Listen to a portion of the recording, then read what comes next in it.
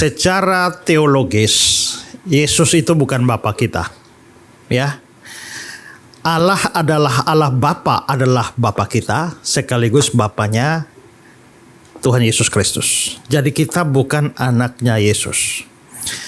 Nah, saya minggu lalu lupa membahas satu hal sebenarnya. Karena sekalipun kita itu bukan anaknya Yesus, tapi anaknya Bapa, tetapi biasanya ada keberatan yang diberikan. Salah satu keberatan yang diberikan bahwa kita tuh adalah anaknya Yesus, itu adalah ayat Yesaya 9 ayat yang kelima. Ya. Ini di luar materi yang kita ngomong hari ini ya. Kenapa saya ngomong? Karena tadi kita baru menyanyi Bapa yang kekal, ya. Nah, Yesaya 9 ayat 5, seorang anak telah dilahirkan bagi kita, seorang putra diberikan bagi kita, namanya disebutkan orang, ya, ada ya. Coba mana ayatnya? Ya. Seorang putra telah diberikan bagi kita, lambang pemerintahan ada di atas bahunya, namanya disebutkan orang, penasihat ajaib. Ini sebenarnya penasihat ajaib ini terjemahannya tidak tepat. Harusnya ini dua nama. Namanya disebutkan orang ajaib, satu, dua penasihat.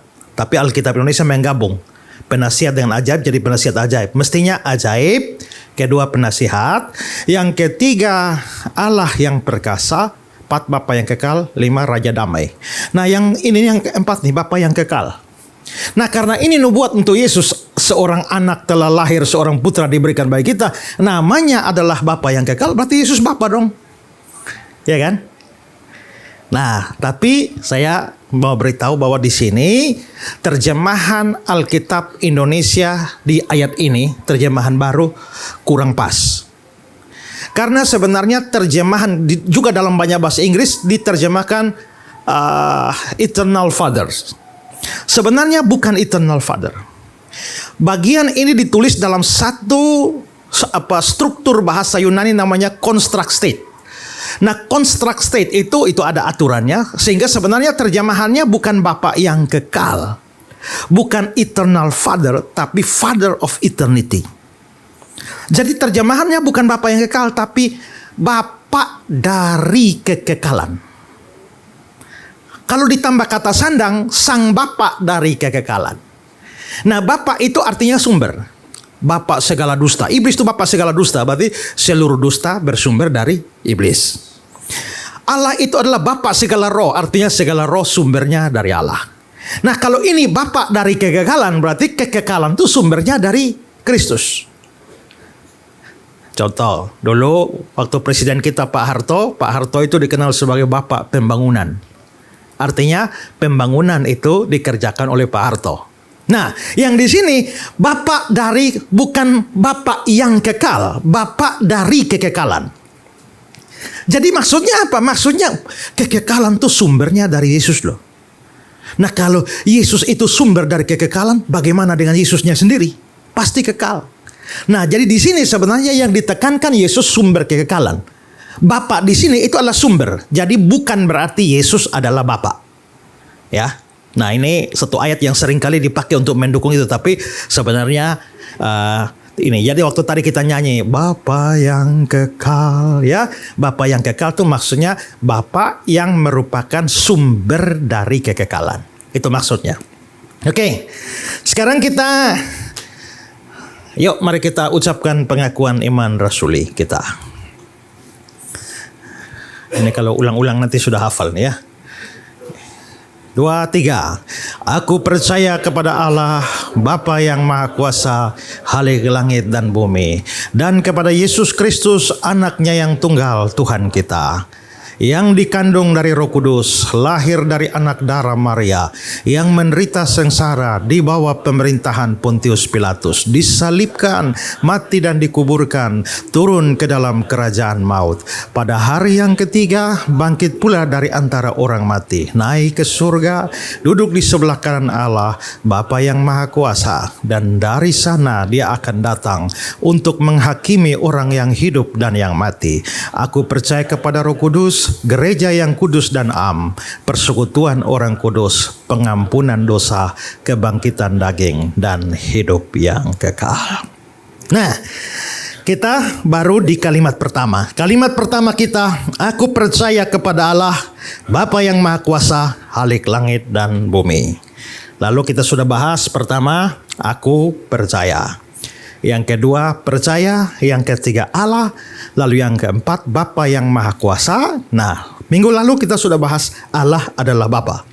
Sekarang kita akan bahas Allah itu Maha Kuasa. Nah, Alkitab secara eksplisit mengatakan bahwa Allah itu Maha Kuasa. Kejadian 17 ayat 1, akulah Allah yang Maha Kuasa. Kejadian 35 ayat 11, akulah Allah yang Maha Kuasa. Dari perjanjian baru, Wahyu 15 ayat yang ketiga, Allah yang Maha Kuasa. Wahyu 19 ayat 6, Allah kita yang Maha Kuasa. Banyak, tapi saya ambil contoh ini. Maha Kuasa ini, bahasa Allah Maha Kuasa itu, bahasa Ibraninya adalah El Shaddai. El Shaddai, El Shaddai, Allah Maha Kuasa. Nah, pertanyaannya, Shaddai itu apa? Ada dua pengertian. Dari pakar-pakar bahasa Ibrani punya dua pengertian. Pertama, Shaddai itu menunjuk kepada gunung yang tinggi sekali. Gunung yang tinggi sekali sehingga wah itu seperti begitu tinggi, begitu hebat, begitu kuat. Itu pengertian pertama dari kata Shaddai. Ada yang mengatakan begini, Shaddai itu sebenarnya berasal dari kata Shad. Shad itu menunjuk kepada buah dada seorang perempuan. Nah, maksudnya adalah buah dada seorang perempuan yang mana bayinya menyusu dari situ dan mendapatkan kehidupan dari situ. Nah, dari situ Allah itu seperti Shad, artinya bahwa Allah itu seperti buah dada seorang ibu dari mana manusia itu memperoleh hidup karena dia punya kuasa untuk menghidupkan. Dari situ akar kata Shaddai itu. Nah, dan itu sangat familiar karena kita sering menyanyi lagu El Shaddai, El Shaddai, ya. Nah, saudara-saudara, sekarang kita akan belajar tentang konsep Maha Kuasa. Allah Maha Kuasa itu artinya apa? Nah, sekarang saya berikan definisinya begini. Sekarang mari kita baca sama-sama. Allah Maha Kuasa, 1, 2, 3. Allah Maha Kuasa artinya Allah memiliki kuasa tanpa batas untuk melakukan segala sesuatu yang sesuai dengan kehendak dan hakikatnya. Saudara perhatikan baik-baik karena saya akan bedah ini kalimat satu persatu. Ya, ulang. Allah Maha Kuasa artinya Allah memiliki kuasa tanpa batas untuk melakukan segala sesuatu yang sesuai dengan kehendaknya dan hakikatnya. Nah, sekarang mari kita bedah kalimat ini satu persatu supaya kita betul-betul mengerti definisi ini seperti apa. Sekarang mari kita bahas yang pertama itu adalah definisinya adalah Allah memiliki kuasa tanpa batas. Allah Maha Kuasa artinya Allah memiliki kuasa tanpa batas, tidak ada ukurannya, tidak ada batasnya, dan karena itu tidak ada penghalang yang membatasi kemampuannya Allah. Kuasanya tidak berasal dari luar dirinya sendiri, tidak dipengaruhi oleh keadaan, dan tidak bisa berkurang. Bukan hanya kuasa sebenarnya, dalam semua sifat Allah itu tidak bisa berkurang dan tidak bisa bertambah karena sudah mentok. Jadi saudara, kalau saudara bilang, saudara, Tuhan terima kasih tambah hari Tuhan tambah baik ya, itu artinya sebelumnya kurang baik ya, kalau sekarang tambah baik ya kan? Nggak bisa. Tuhan itu tidak bisa bertambah, tidak bisa berkurang. Semua sifat Tuhan, kok Tuhan tuh tambah kudus, seolah-olah kemarin masih kurang kudus. Nggak bisa. Tuhan itu mentok, dia tidak bisa turun dikit, dia tidak bisa naik lagi. Karena kalau dia bisa naik artinya ada kesenjangan yang belum maksimal. Ya.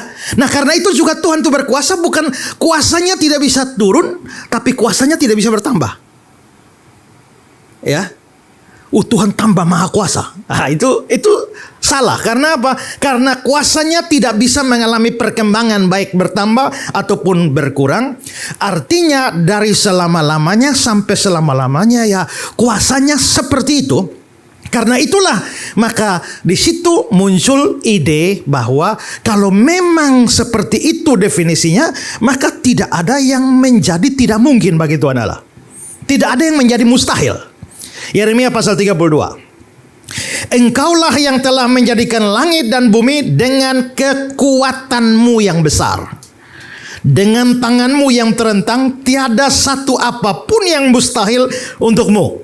Sesungguhnya akulah Tuhan Allah segala makhluk. Adakah sesuatu yang mustahil untukku? Lukas 1 ayat 37. Sebab bagi Allah tidak ada yang mustahil. Nah, maka dengan kuasa semacam ini, maka Allah tidak pernah melakukan usaha apapun. Ngerti ya? Allah dalam melakukan apapun, Allah tidak pernah berusaha. Dengan definisi berusaha itu sementara artinya seperti melakukan perjuangan untuk melakukan sesuatu. Tidak. Allah tidak melakukan perjuangan apa-apa. Karena kalau dia berjuang, seolah-olah yang mau dia lakukan itu terlalu besar sampai dia perlu kerahkan tenaganya supaya bisa melakukan hal itu. Allah tidak perlu berusaha seperti itu, ya. Dia tidak perlu melakukan sesuatu atau bahkan dia tidak mungkin kelelahan dalam melakukan apapun. Saya akan kutip kata-kata seorang penulis, Awe Tozer. Dia bilang begini. Karena dia memiliki segala kuasa yang ada di alam semesta ini, maka Tuhan Allah yang Maha Kuasa dapat melakukan segala sesuatu dengan mudah. Segala perbuatannya dilakukan tanpa perlu berusaha. Tuhan gak perlu usaha apa-apa. Dia tidak mengeluarkan suatu tenaga yang harus diisi kembali. Karena dia tidak memerlukan sesuatu di luar diri sendiri, maka dia tidak perlu mencari sesuatu di luar dirinya untuk memperbaharui kekuatannya. Segala kuasa yang diperlukan untuk melakukan segala sesuatu yang ingin dilakukan sudah ada dalam dirinya, yang tidak terbatas, dengan sempurnanya dan dengan tidak pernah berkurang. Nah, ini sebenarnya sudah saya singgung sedikit pada minggu lalu ya, bahwa ada seorang doktor teologi yang sekarang juga masih aktif menjadi pengajar teologi. Kalau saya nggak salah ada dua, kalau bukan Satya Wacana, Duta Wacana. Kemungkinan besar Satya Wacana. Ya, dia pernah menulis dalam buku renungan harian yang dibagikan kepada jemaat. Nah, sekarang saudara lihat renungan harian yang dia bagikan. Terisinya kekosongan bumi, maksudnya terisi kekosongan bumi. Nah, tadi bumi kosong kan, sekarang Tuhan mulai mencipta, Tuhan berfirman. Tuhan berfirman lalu tercipta. Nah, akhirnya sekarang bumi mulai terisi. Nah, dia bilang terisinya kekosongan bumi dengan berbagai ciptaan yang berhutang eksistensi kepada Sang Firman pada saat yang sama. Berarti Allah yang tadinya penuh dengan segala sesuatu dan memenuhi segala sesuatu menjadi makin berkurang dan kosong. Karena tadi kan ada firman dalam diri Allah. Allah berfirman, jadilah terang, firmannya keluar. Jadilah bumi, firman keluar, jadi pohon, jadi laut. Maka akhirnya ini keluar, bumi mulai berisi, maka Tuhan mulai kosong. Ya. Ini lihat yang saya garis bawah, yang tadinya penuh dengan segala sesuatu, memenuhi segala sesuatu menjadi berkurang dan kosong. Terus, next. Dunia yang kosong, tandus, mandul, makin penuh dengan kemuliaan dan kebesaran Allah. Tapi pada saat yang sama, Allah yang penuh dengan kemuliaan dan kebesaran menjadi kosong dan miskin. Dia tadinya memiliki segala hal, menjadi tidak memiliki apa-apa. Ya. Akibat dari kekosongan itu, maka Tuhan sudah tidak punya apa-apa lagi.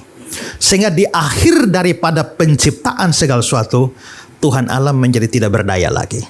Ya, lihat next, dia bilang, ini satu proses yang melelahkan dan menyakitkan. Allah sungguh kehabisan energi dan menjadi tidak berdaya. Ini saudara, ini renungan harian ya.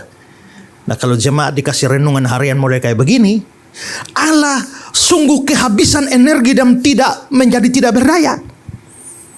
Ini satu konsep yang melawan kemahakuasaan Allah.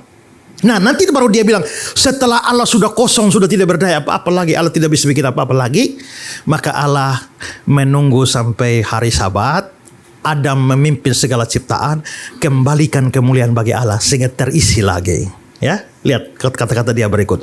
Dalam keadaan yang tidak lagi memiliki apa-apa dan tidak berdaya, karena telah membagi-bagikan semua yang ada padanya sebagai bahan baku untuk membentuk ciptaan, Allah mengundurkan diri untuk masuk ke dalam Sabat. Penarikan diri Allah sekarang menjadi penuh pada hari ke-7. Pada hari itu Allah tidak lagi dapat berbuat apa-apa selain menunggu manusia memimpin segenap ciptaan untuk mengembalikan kepadanya kemuliaan, kuasa, kebesaran yang sudah dibagi-bagikan itu. Ada amin saudara? Kok amin loh? Ini sesat tuh. Kalau sesat begini jangan amin itu. Ya. Amin itu artinya ya, setuju. Ya. Saudara lihat di Alkitab Perjanjian Baru, aku berkata kepadamu sesungguhnya, itu katanya amin. Jadi amin itu sungguh-sungguh. Nah, karena itulah tidak boleh sembarang amin. Saudara harus mendengar betul-betul apa yang dikhotbahkan, apa yang dikatakan. Lalu setelah itu kalau rasa benar ada amin. Amin. Tapi kalau yang diomong itu tidak benar, ada amin. Jangan diaminkan. Karena kalau yang dikatakan tidak benar, saudara aminkan, itu artinya saudara membenarkan yang tidak benar. Dan itu berdosa. Ya. Gara-gara ikut ibadah, pendeta bilang ada amin, kita semua amin, padahal sesat. Kita jadi berdosa dia. Makanya saya ajar jemaat saya itu ya, kalau rasa benar ada amin, amin. Kalau dia omong salah ada amin, tidak ada. Tapi kalau saudara bingung ini masih benar nggak ya? Ada amin atau ada amin? Sabar, tunggu dulu, gitu. Belajar dulu, baru ini ya. Nah, karena amin itu artinya menyetujui, ya, sepakat. Karena itu maka kita tidak boleh sembarang. Saya pernah lihat ada orang kutip itu ayat. Semua ini akan kuberikan padamu kalau engkau sujud menyembah aku. Matius pasal 4 ayat sekian. Yang percaya katakan amin. Banyak amin, amin, amin, amin. Ternyata itu ayat apa? Itu kata-kata iblis pada Yesus dulu. Dia memperlihatkan semua kerajaan ini baru. Semua ini akan kuberikan padamu kalau engkau sujud menyembah aku. Amin, amin, amin. Kita aminkan kata-kata setan dulu ya. Ya. Nah, jadi jelas ini adalah ajaran yang sesat itu ya. Karena apa? Karena Tuhan tidak mungkin mengalami kelelahan seperti itu. Itu bertentangan dengan kemahakuasaannya. Yesaya 40:28. Tidakkah kau tahu dan tidakkah kau dengar? Tuhan ialah Allah yang kekal, yang menciptakan bumi dari ujung ke ujung. Dia tidak menjadi lelah dan tidak menjadi lesu. Ya. Tapi kalau Tuhan tidak pernah lelah, tidak pernah lesu, kenapa Tuhan perlu istirahat setelah mencipta? Kejadian 2. Ketika Allah pada hari ke-7 telah menyelesaikan pekerjaan dibuat, berhentilah ia pada hari ke-7. Itu bilang berhenti. Tapi dalam Alkitab terjemahan Indonesia sehari-hari, dia bilang Allah telah menyelesaikan pekerjaan lalu ia beristirahat.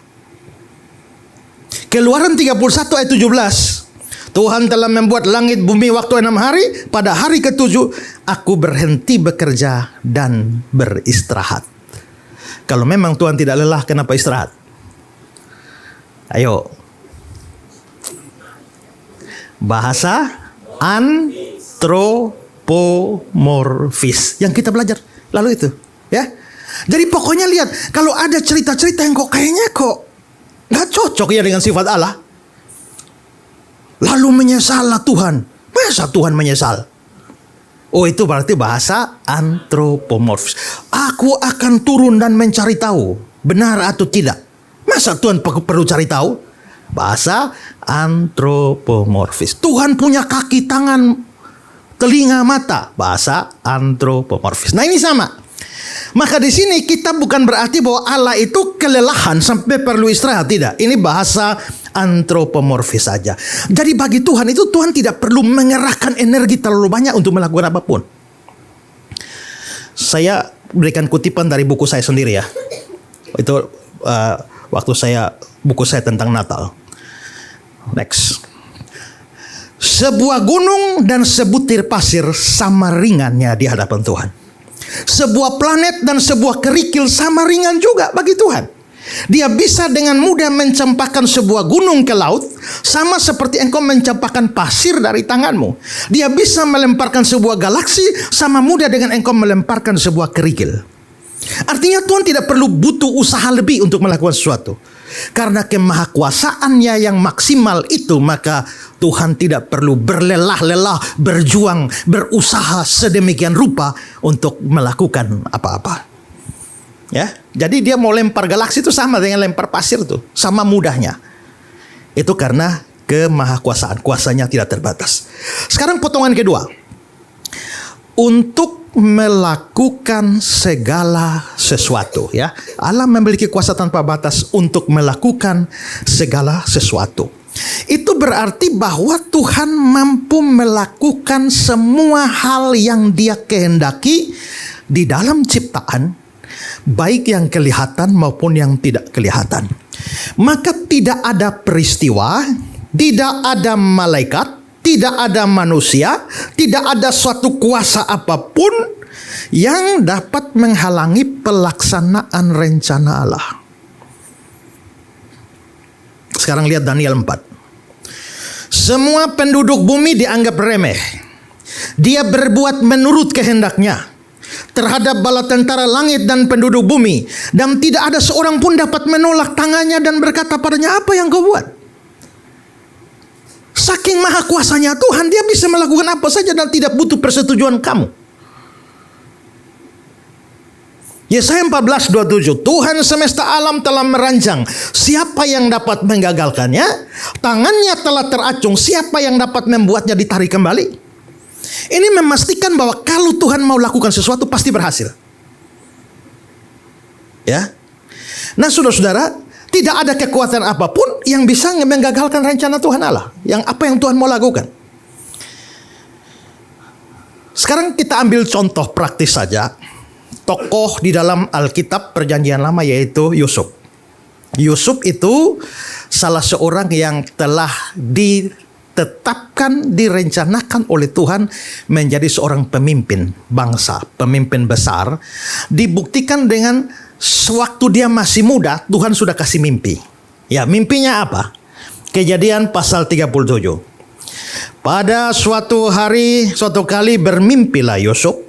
Tampaklah kita sedang di ladang mengikat berkas-berkas gandum, lalu bangkitlah berkasku dan tegak berdiri. Kemudian datanglah berkas-berkas kamu sekalian mengelilingi dan sujud menyembah kepada berkasku. Ini mimpi besar itu ya. Lalu dia memimpikan pula mimpi yang lain. Tampaknya matahari, bulan dan 11 bintang sujud menyembah kepadaku. Kalau mereka kan 12 bersaudara.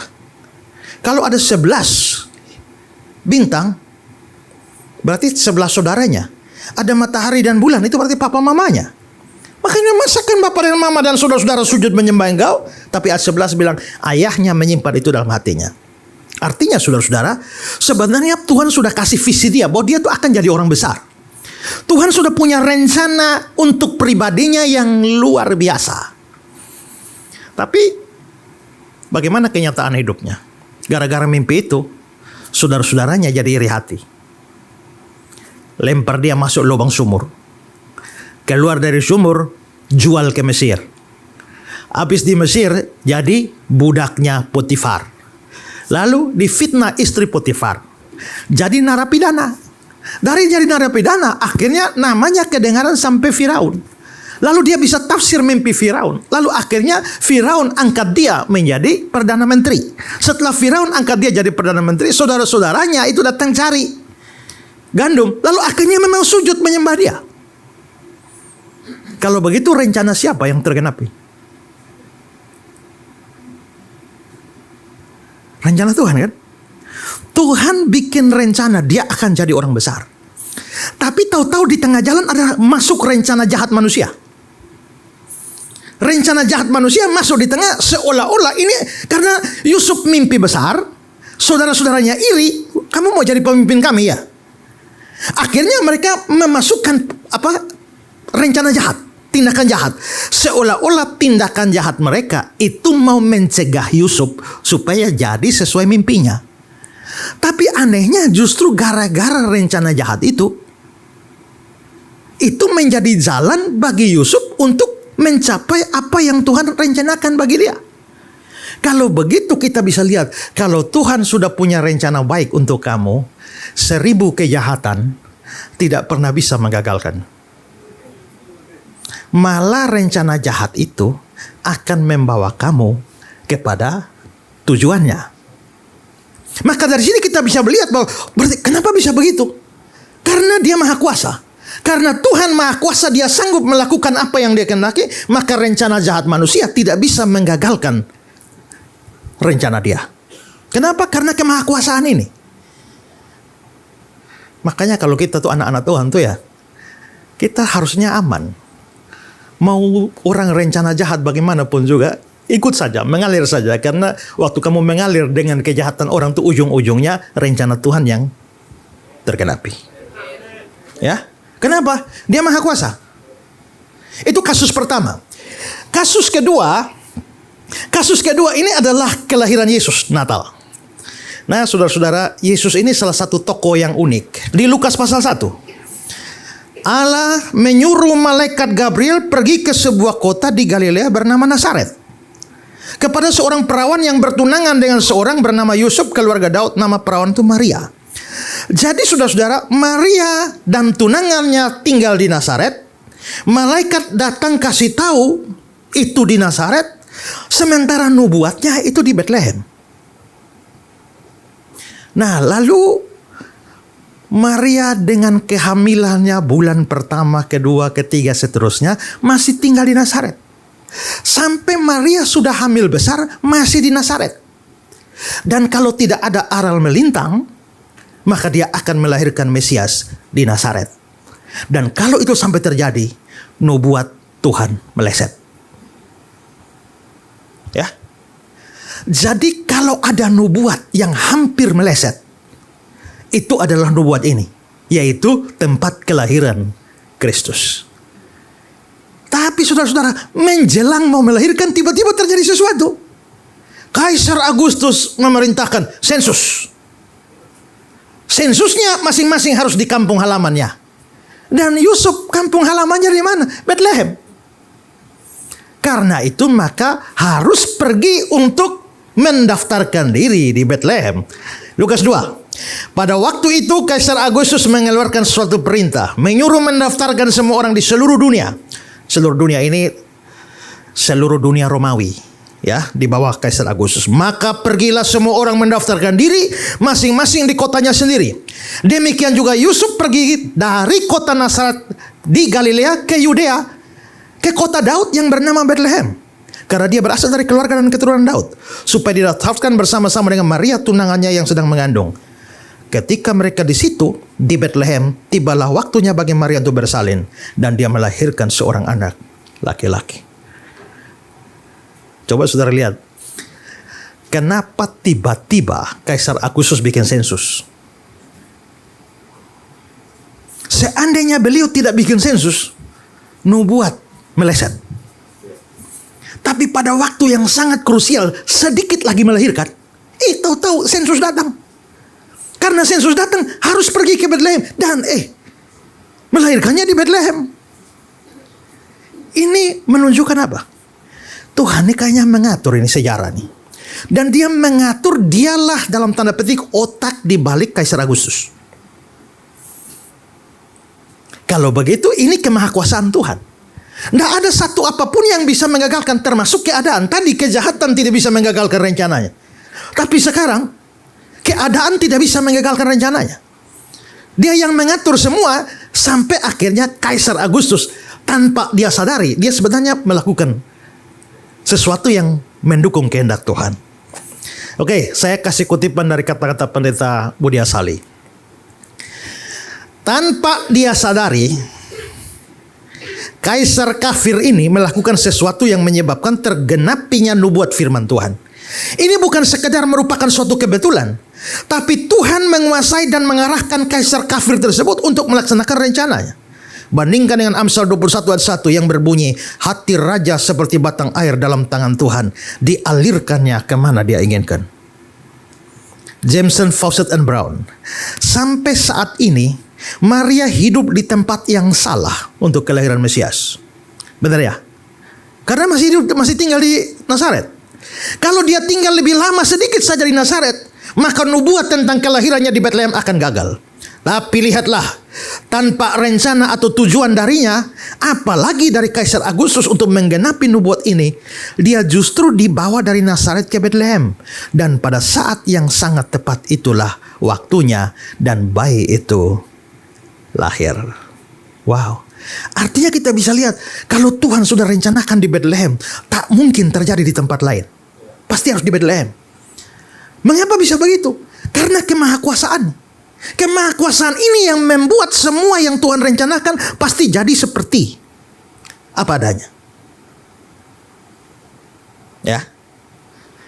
Sekarang kasus ketiga. Kasus ketiga ini adalah dalam kasus kematian Yesus. Saudara-saudara, jadi memang Yesus ini sebentar kita rayakan Natal ya. Dan Natal itu terjadi supaya ada Paskah. Ada Jumat Agung. Yesus lahir untuk mati. Itu tujuan utamanya, ya. Mengapa Yesus harus lahir untuk mati? Kan dia kan orang berdosa, hukumannya mati. Kalau ada yang mau ganti orang berdosa, maka dia harus ganti hukumannya, yaitu mati. Tapi kalau Tuhan di surga, siapa bisa bikin mati dia? Supaya dia bisa mati, maka dia harus datang jadi manusia. Supaya dia mati sebagai manusia, tidak mati sebagai Tuhan. Tuhan tidak mati. Nah, makanya dia perlu jadi manusia supaya nantinya bisa mati. Maka itulah bedanya Yesus dengan kita. Semua kita lahir untuk hidup. Hanya Yesus satu-satunya manusia yang lahir untuk mati. Ya kan? Nah, kalau dia datang untuk mati, tahu-tahu tidak jadi mati, berarti gagal loh. Tapi kalau datangnya untuk mati dan ternyata mati, berarti berhasil toh? Nah, ini penting. Karena ada orang sebelah bilang, kalau Yesus juru selamat, kenapa tidak bisa selamatkan diri dari salib? Ya kan? Kalau Yesus memang juru selamat, kenapa tidak bisa selamatkan diri dari salib? Loh, kenapa dia harus menyelamatkan diri? Tujuannya datang untuk mati. Kalau dia menyelamatkan diri dan tidak jadi mati, artinya rencananya gagal. Tapi saudara-saudara, kalau dia datang untuk mati, siapakah oknum-oknum yang bekerja di balik kematiannya?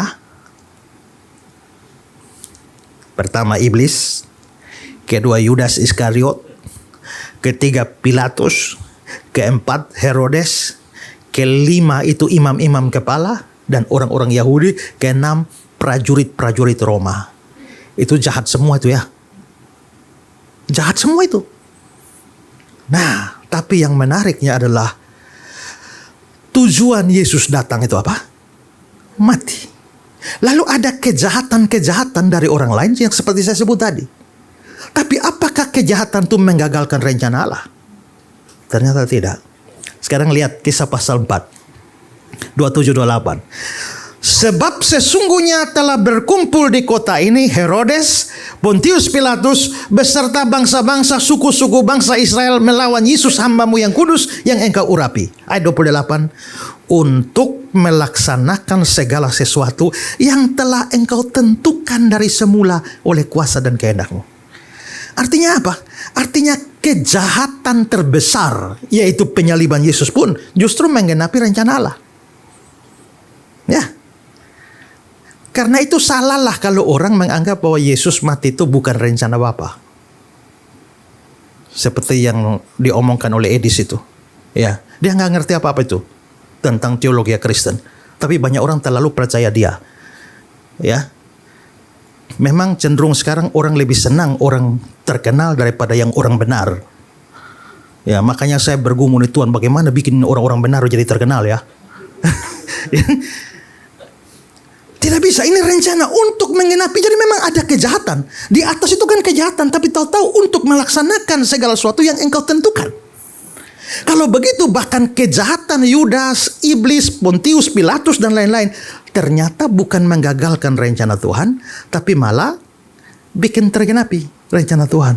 Berarti Tuhan itu bisa kerja mendatangkan, menggenapi rencananya melalui kejahatan.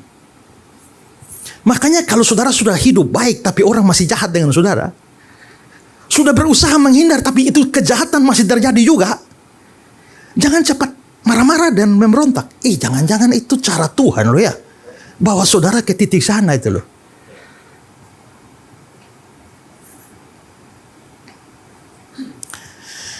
Tahun ya menjelang tanggal-tanggal beginilah, tahun 2007. Mau masuk Desember, satu mall di Kupang bikin acara jumpa Sinterklas. Jumpa Sinterklas. Lalu tahu-tahu satu hari ada jemaat yang telepon saya, "Pak, bisa datang ke rumah?" Ya. Ada apa? Terjadilah pertengkaran suami istri. Bolehkah bawa anak-anak nonton Sinterklas? Sebenarnya Sinterklas itu siapa? Menurut si ibunya tidak apa-apa, namanya juga Natal, di mana-mana pohon Natal ada Sinterklas kok. Tapi suami bilang tidak bisa, Sinterklas tidak ada di Alkitab. Tokoh dari mana itu dia sampai tiba-tiba dia lebih terkenal dari Yesus? Malah di tempat-tempat di mall-mall bukan wajah Yesus di sana tapi wajah Sinterklas. Boleh enggak? Akhirnya saya berkunjung lalu, "Pak, tolong cerita tuh Sinterklas itu dari mana?" Akhirnya saya cerita latar belakangnya, sejarahnya. Lalu suami istri itu bengong-bengong. Gitu ya Pak ya. Selesai mereka bilang, "Pak, bagus sekali Pak ya. Sayang hanya kita dua suami istri saja yang tahu ini. Coba kalau Bapak khotbah di gereja, seluruh jemaat jadi tahu." Saya pikir iya juga ya. Akhirnya Natal 2007 saya khotbahkan. Pendahuluan khotbah saya begini. Saudara-saudara, di dalam kekristenan ini banyak orang yang bergeser dari fokusnya. Di dalam Roma Katolik terjadi pergeseran dari Yesus ke Bunda Maria. Bunda Maria dianggap sebagai perawan abadi, ratu surga, perantara wanita dan sebagainya, doa kepada Maria dan sebagainya. Tapi di dalam Natal, baik Katolik Protestan banyak melencengnya. Mereka lebih fokus pada Sinterklasnya daripada Yesusnya. Baru saya bahas panjang lebar. Habis khotbah, ada yang datang. "Waduh, bagus sekali Pak. Sayang kalau gereja kita saja yang dengar ya. Coba Bapak bisa muat itu di koran. Mungkin akan banyak orang diberkati." Saya pikir iya juga ya. Akhirnya muatlah saya tulisan itu di koran. Masalahnya di kalimat pertama tentang Roma Katolik. Marahlah pastor-pastor.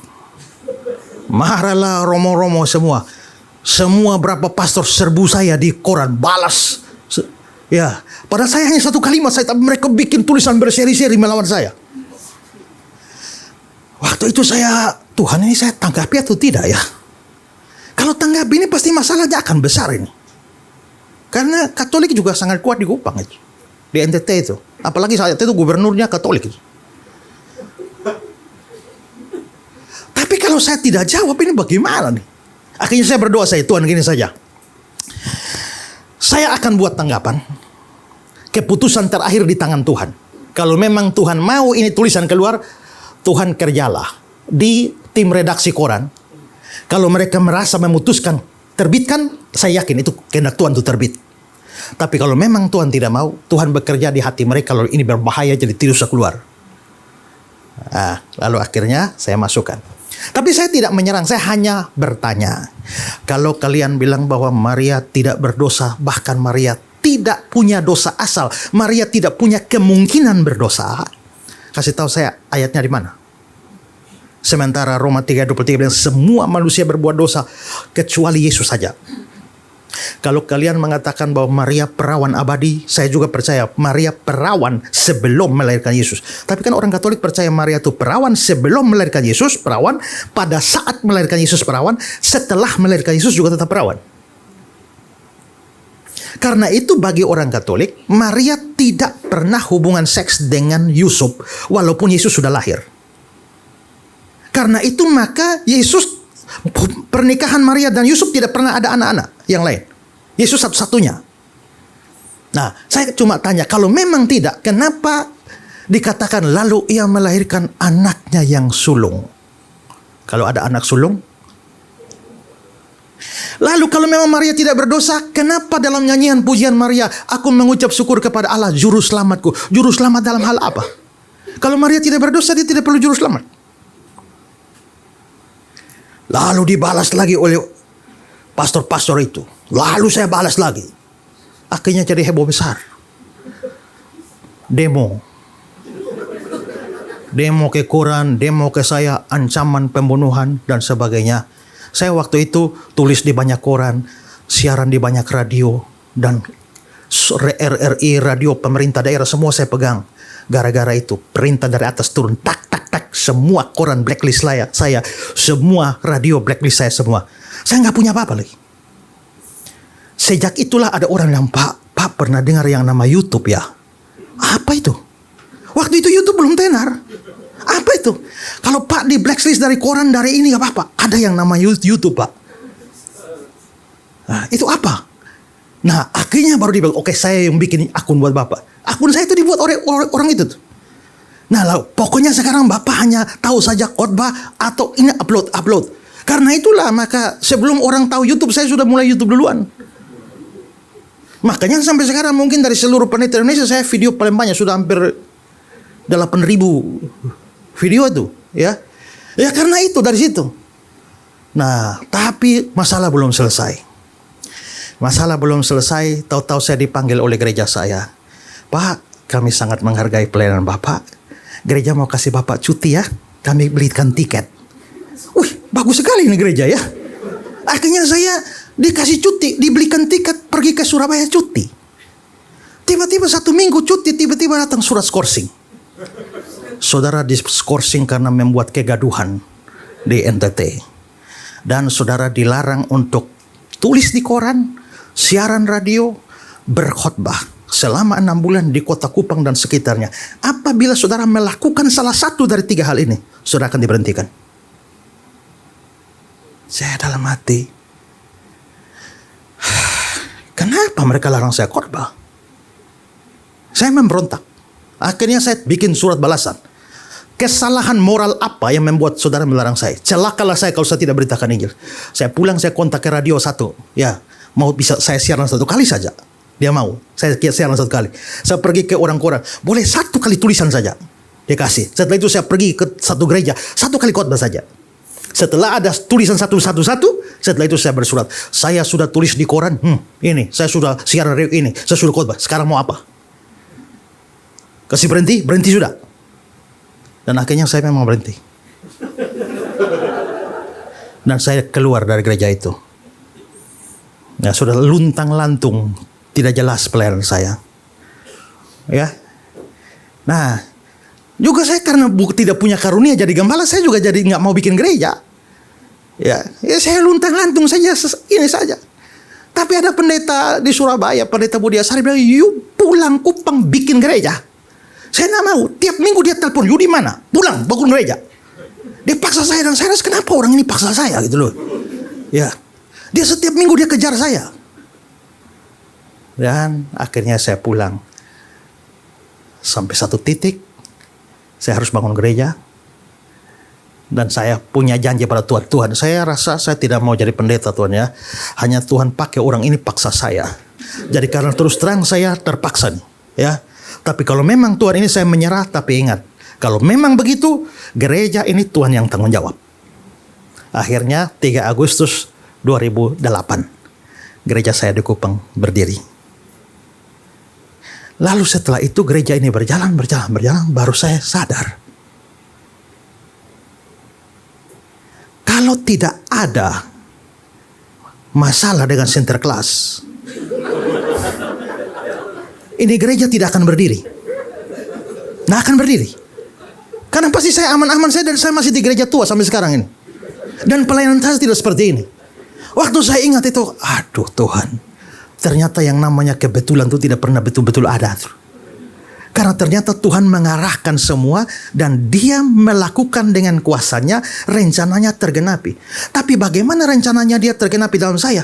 Melalui kecurangan yang saya alami, yaitu skorsing. Dan saya merasa itu tidak adil. Gara-gara ketidakadilan itu saya dibawa sampai rencana Tuhan.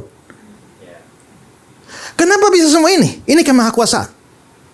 Jadi kemahakuasaan itu artinya Tuhan sanggup. Tidak ada apapun, situasi apapun, bahkan kejahatan manusia yang bisa bikin rencana Tuhan itu gagal.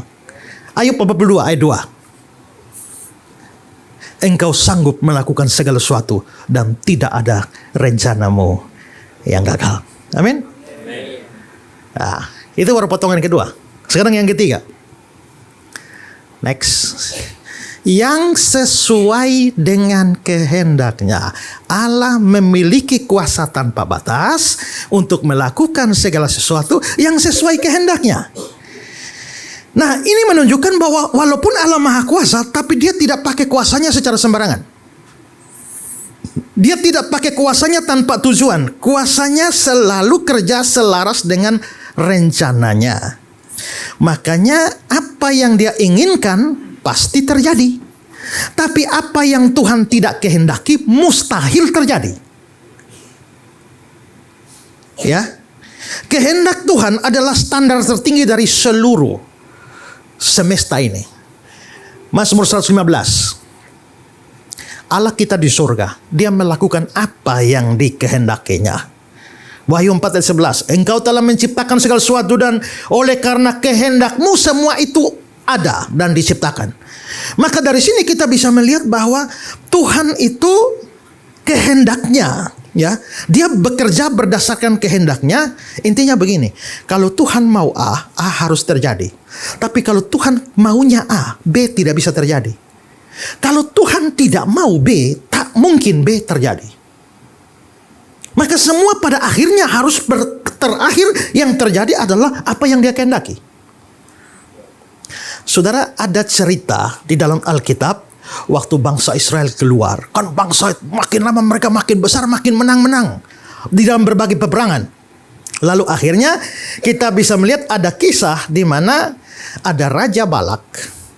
Dia kepengen karena ketakutan terhadap Israel, dia menyewa seorang tukang tenung atau tukang sihir yang namanya Bileam.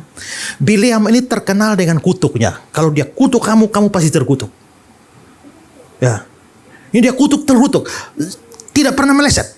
Makanya Balak itu minta menyewa Bileam. Bileam datang dan kutuklah ini bangsa Israel. Ya, kutuk. Lalu saudara-saudara, coba lihat ya, Bilangan 22, 6-7. Karena itu datanglah dan kutuklah bangsa itu bagiku, sebab mereka lebih kuat daripadaku. Mungkin aku sanggup mengalahkannya dan menghalau dari negeri ini. Sebab aku tahu siapa yang kau berkati. Maksudnya kalau Bileam ini berkati siapa, dia beroleh berkat. Siapa yang kau kutuk, dia kena kutuk. Ini hebatnya itu Bileam itu ya, dukun itu ya. Dia berkati siapa, dapat berkat. Dia kutuk siapa, dapat kutuk. Lalu berangkatlah para tua-tua Moab, para tua Midian dengan membawa di tangannya upah penenung. Setelah mereka sampai pada Bileam, disampaikan kepadanya pesan Balak. Nah, maka Bileam mau datang dan kutuk Israel. Tapi saudara, yang terjadi adalah aneh. Pada saat semacam itu, Tuhan intervensi. Begitu Tuhan intervensi, maka meskipun Bileam itu kepengen kutuk Israel, tapi Tuhan tidak mau mengutuk Israel. Maka yang terjadi adalah apa? Setiap kali Bileam mau kutuk, Tuhan kerja di mulutnya, yang keluar malah berkat. Ini ada rencana mau kutuk. Pikirannya mau kutuk, mulut yang keluar malah berkat. Itu lihat di Bilangan pasal 23. Sampai Bileam bilang begini, bagaimana aku menyerapah yang tidak diserapah Allah? Dia ngomong sama Balak, bagaimana aku mengutuk yang tidak dikutuk Tuhan? Ketahuilah, aku mendapat perintah untuk memberkati. Dan apabila dia memberkati, maka aku tidak dapat membalikannya. Sebab tidak ada mantra yang mempan terhadap Yakub, ataupun tenungan yang mempan terhadap Israel. Jadi maksudnya akhirnya Bileam tuh karena sudah gagal ulang-ulang, tiap kali mau kutuk malah jadi berkat. Dia bagaimana mempertanggungjawabkan di hadapan Balak? Dia bilang, Balak, bagaimana saya bisa kutuk apa yang Tuhan berkati? Dengan kata lain, kalau Tuhan tidak mau kau dikutuk, 1000 orang kutuk juga tidak akan terkutuk. Ya. Jadi artinya kalau Tuhan mau pasti terjadi, kalau Tuhan tidak mau apapun tidak bisa terjadi. Wih, ini berarti kalau kita tuh kalau di tangan Tuhan tuh betul-betul aman ya.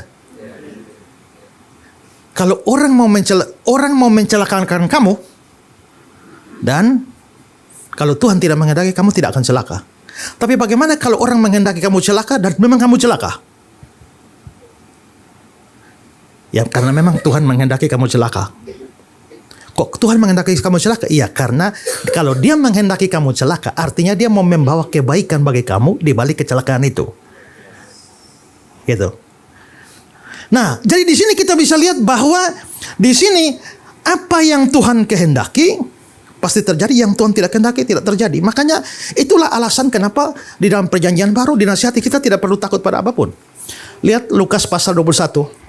Dan kamu akan dibenci semua orang oleh karena namaku, tapi tidak sehelai pun dari rambut kepalamu akan hilang. Ya, kamu akan dibenci, tapi ingat, kalau Tuhan tidak kehendaki, rambut satu helai pun tidak hilang.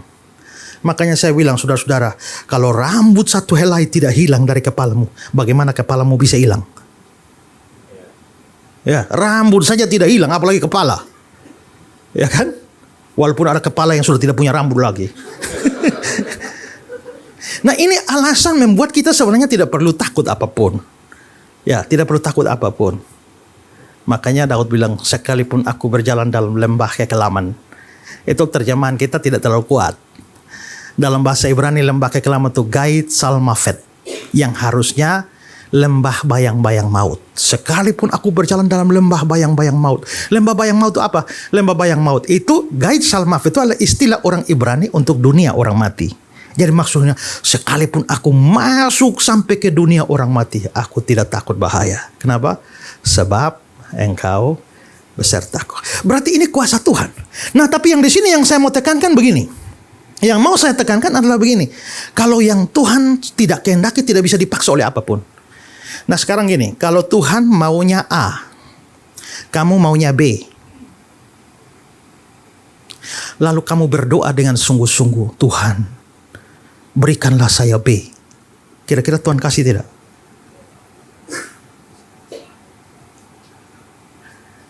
Kalau Tuhan sampai kasih kamu B, padahal sebenarnya Tuhan tidak, artinya doamu mampu merubah Tuhan. Nah, disinilah kita harus hati-hati. Kadang-kadang orang bilang doa itu merubah segala sesuatu, termasuk merubah Tuhan. Tidak bisa. Doa tidak bisa merubah Tuhan. Kalau sampai terjadi, saya maksudnya bergumul sedemikian rupa, B, akhirnya jadi. Doa saya merubah Tuhan. Tidak, memang dari awal Tuhan maunya B. Maka begitu kamu bergumul, Tuhan kasih B. Tapi kalau memang aslinya Tuhan tidak mau ke B, kamu mau doa semalam kah, tambah doa puasa kah, apapun tidak akan bisa terjadi. Maka doa kita itu sebenarnya bukan merubah kehendak Tuhan, tapi doa kita tuh menyelaraskan kehendak kita dengan kehendak Tuhan. Ya, makanya di Matius 26, Tuhan Yesus bilang, ya Bapakku, jikalau cawan ini tidak mungkin lalu kecuali apabila aku meminumnya, jadilah kehendakmu. Lukas 22, ya Bapa, jikalau engkau mau ambillah cawan ini daripadaku, tapi bukan kehendakku, melainkan kehendakmu yang terjadi. Ya. Nah, kalau begitu doa itu jangan paksa Tuhan. Tuhan, kalau memang dia jodohku, dekatkanlah. Tapi kalau memang bukan jodohku dan jauh, dekatkan kembali Tuhan. Ya, banyak orang itu doa tuh paksa Tuhan, paksa Tuhan. Maka di sini ya, doa itu bukan Tuhan, kehendak Tuhan yang bergeser. Kehendak Tuhan tidak bisa bergeser. Apa yang dia tidak kehendaki tidak mungkin terjadi. Satu hari di tengah laut yang gelap buta, tidak ada lampu apapun, hitam pekat, tiba-tiba ada 2 lampu kapal yang menyala. Tapi lampu kapal ini makin lama makin mendekat. Ini tanda ini 2 kapal ini akan tabrakan. Wih, ini tabrakan. Langsung yang sini angkat radio, halo, ini akan tabrakan, tolong kamu sekian mil ke kiri. Balasan dari sana, lah, kamu yang sekian mil ke kanan. Loh, yang ini bilang jangan main-main, segera ke kiri. Yang sana balas, nggak main-main juga, segera ke kanan. Yang sini bilang, hey, ke kiri. Yang sana bilang, hey, ke kanan. Lama-lama hampir tabrakan. Lalu yang ini bilang, hei, peringatan terakhir, segera ke kiri. Yang sana balas, peringatan terakhir juga, segera ke kanan. Lalu yang sana bilang, segera ke kiri. Ini kapal perang. Yang sana balas, segera ke kanan. Ini bukan kapal, ini mercusuar. Rupanya tadi bukan kapal tapi mercusuar. Nah sekarang saudara, ini kapal tuh gambaran kehendak kita. Mercusuar tuh gambaran kehendak Tuhan. Sebenarnya yang geser tuh kapal atau mercusuar? Jangan suruh mercusuar geser, dia tidak bisa geser itu. Kalau mau aman, kamu yang geser. Begitu tuh. Jadi mau aman tuh kehendak. Jangan Tuhan disuruh ikut kehendak kita. Kita yang sesuaikan dengan kehendak Tuhan. Kehendak Tuhan laksanakan. Ku tanah liat kau penjunan. Jadikan aku sesukamu. Aku menunggu di kakimu. Itu berserah kepada kehendak Tuhan. Ya, maka tidak bisa bohong, tidak ingkar janji, tidak setia, tidak berdosa, itu tidak melawan kemahakuasaan Allah. Itu justru menunjukkan keselarasan dengan hakikatnya. Kita masih punya waktu berapa lama, Pak? Habis ya, sayang banget ya. Ya, tambah sedikit ya. Sekarang yang kedua. Pernyataan kemahakuasaan Allah. Allah Maha Kuasa itu dinyatakan dalam hal apa? Pertama dalam penciptaan langit dan bumi. Kedua, dalam pemeliharaan terhadap langit dan bumi. Next. Nah, yang dua ini saya belum bahas karena kita ada kalimat kalik langit dan bumi. Nah, ini akan saya bahas di sana, ya. Yang ketiga adalah penyataan Tuhan dalam pengendalian dan pengaturan sejarah bangsa-bangsa. Maksudnya adalah bahwa Tuhan Maha Kuasa itu kekuasaannya meliputi pengaturan sejarah. Maka semua sejarah terjadi itu bukan di luar kekuasaan Tuhan. Naik turunnya raja, sistem politik itu semua di bawah kontrol Tuhan. Perpindahan kekuasaan, bangsa ini melawan bangsa ini dan ini menang, semua diatur oleh Tuhan. Lihat Daniel 2 ayat 21. Dia mengubah saat dan waktu. Dia memecat raja dan mengangkat raja. Siapa yang raja yang naik, itu Tuhan yang angkat. Siapa jatuh, Tuhan yang atur. Amsal 21. Hati raja seperti batang air dalam tangan Tuhan. Dialirkan kemana dia ingin. Nah, bukti bahwa Tuhan Maha Kuasa mengatur sejarah itu adalah begini. Ketika bangsa Israel berbuat dosa. Kalau ngomong Israel begini ya, saudara ingat baik-baik. Setelah Salomo mati. Ini kan dulu Israel, satu saja. Daud, Salomo. Waktu Salomo mati, kerajaan pecah bagi dua. 10 suku di sini namanya Israel, 2 suku namanya Yehuda. Maka sudah ada 2 kerajaan. Yang ini Israel, ini Yehuda. Begitu Israel ini berbuat dosa, maka Tuhan mengatur bangsa lain, yaitu bangsa Asyur datang, habisi Israel. Maka Asyur yang Tuhan kirim menghabisi Israel, itu dia datang bukan sendiri. Itu ada Tuhan di belakang kedatangan untuk menghancurkan. Lihat Yesaya 10 ayat 56. Asyur yang menjadi cambuk murkaku dan akan menjadi tongkat amarahku. Aku akan menyuruhnya terhadap bangsa yang murtad.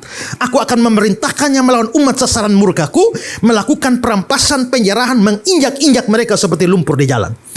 Jadi rupanya untuk menghukum Israel, Tuhan pakai Asyur. Sebaliknya, bangsa Yehuda juga berbuat dosa. Tuhan akan hukum dia. Tuhan pakai apa? Pakai Babel. Maka Babel juga dikerahkan oleh Tuhan. Yeremia 25. Sebab itu begini firman Tuhan semesta alam. Oleh karena kamu tidak mendengar perkataanku, sesungguhnya aku akan mengerahkan kaum dari utara. Demikian firman Tuhan. Menyuruh memanggil Nebukadnezar raja Babel hambaku itu. Padahal raja Babel itu orang kafir. Tapi dibilang hambaku itu akan mendatangkan mereka lawan negeri ini. Tuhan pakai Babel, hancurkan itu. Nah, lalu saudara-saudara, Asyur Tuhan pakai menghancurkan Israel. Babel Tuhan pakai untuk menghancurkan Yehuda. Setelah itu Babel ini lagi berkuasa. Nanti Asyur itu runtuh kapan? Tuhan pakai Babel lagi untuk menghancurkan Asyur. Tapi Babel sudah hebat. Begitu Babel sudah hebat, Tuhan pakai Persia untuk menghancurkan Babel. Dengan mengirim Raja Kores. Ya. Yesaya 44, akulah berkata tentang Kores, dia gembalaku, kehendakku akan digenapi. Juga Yesaya 45. Dan setelah itu kan Israel sudah, bangsa Yehuda kan sudah tidak ada bait Allah lagi. Tapi dengan Kores jadi raja, Tuhan kerahkan Kores lalu akhirnya membiayai pembangunan bait Allah kedua. Nah, kalau begitu sebenarnya Tuhan yang atur ini bangsa-bangsa. Belakangan, begitu zaman Darius memerintah Persia, Tuhan bangkitkan lagi Alexander the Great, Alexander Agung dari Yunani. Alexander Agung itu ada di Alkitab loh. Ya, penakluk Yunani yang besar. Nah, itu coba saudara lihat langsung ke mana ya? Daniel pasal 8. Tetapi sementara aku memperhatikan, tampak seekor kambing jantan datang dari sebelah barat.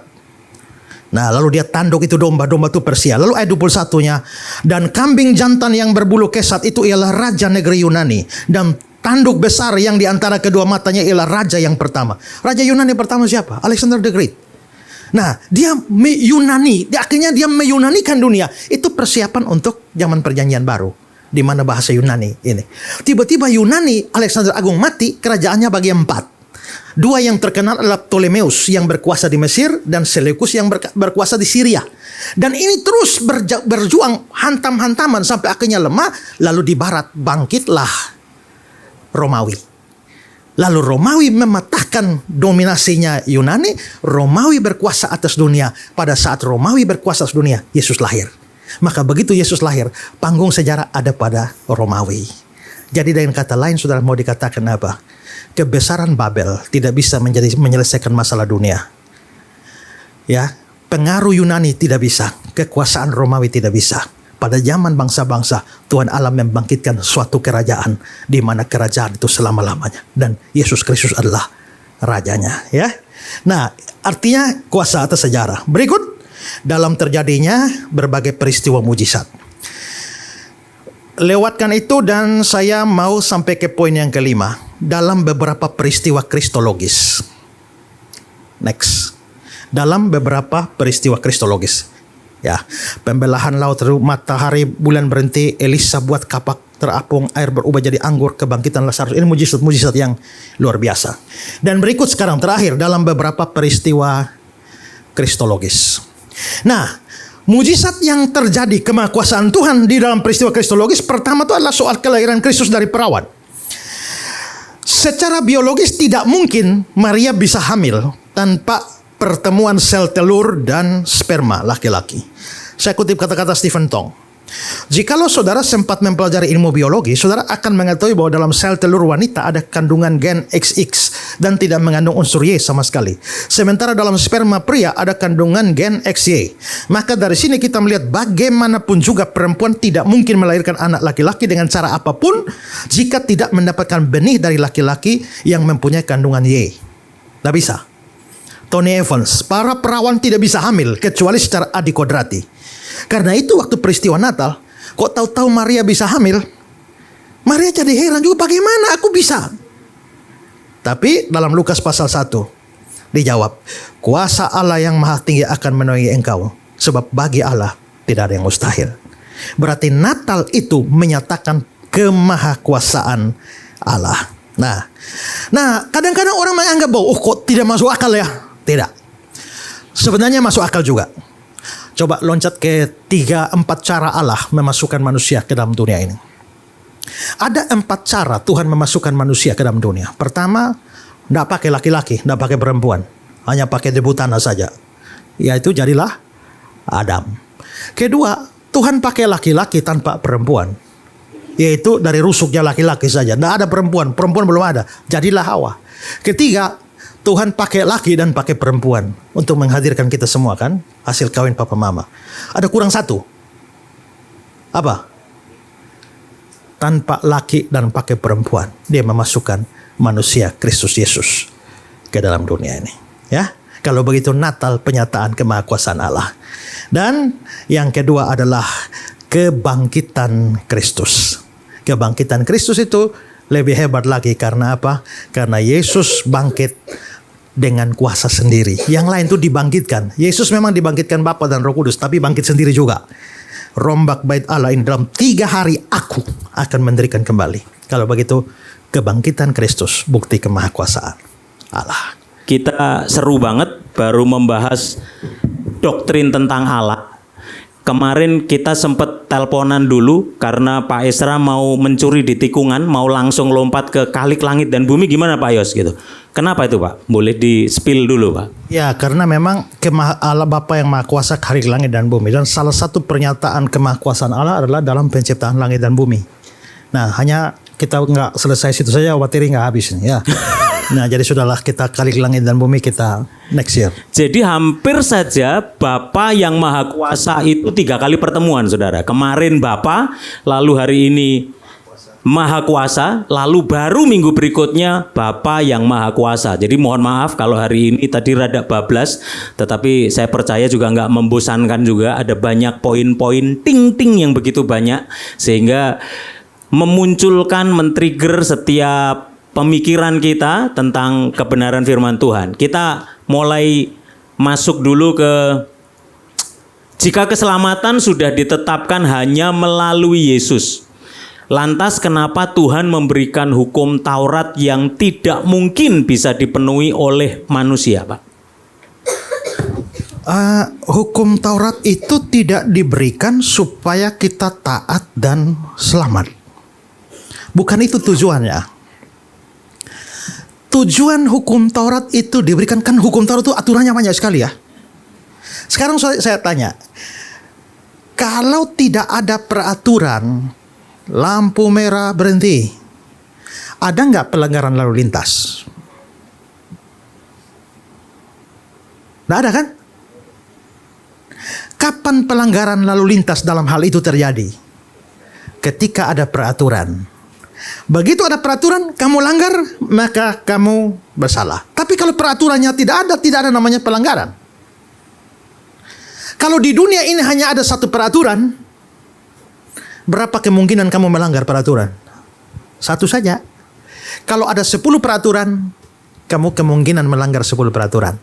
Kalau ada 1000 peraturan, kamu kemungkinan melanggar 1000 peraturan. Nah, peraturan di hukum Taurat itu berapa banyak? Banyak sekali kan? Nah, karena peraturannya banyak sekali, Tuhan tahu bahwa kita tidak mungkin melakukannya. Tapi kenapa dia kasih perintah begitu? Bukan supaya kamu bisa taat lalu kamu selamat, tapi supaya kamu sadar bahwa kamu tidak bisa taat. Wah, karena mengapa begitu? Karena begini. Kalau kamu mau taat supaya kamu selamat, bisa sebenarnya. Tapi taatlah semua dan tidak boleh ada satu pun yang dilanggar. Sekarang coba buka Galatia pasal 3.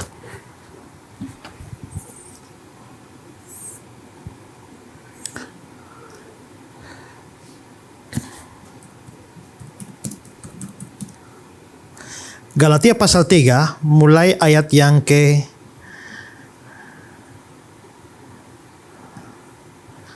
10.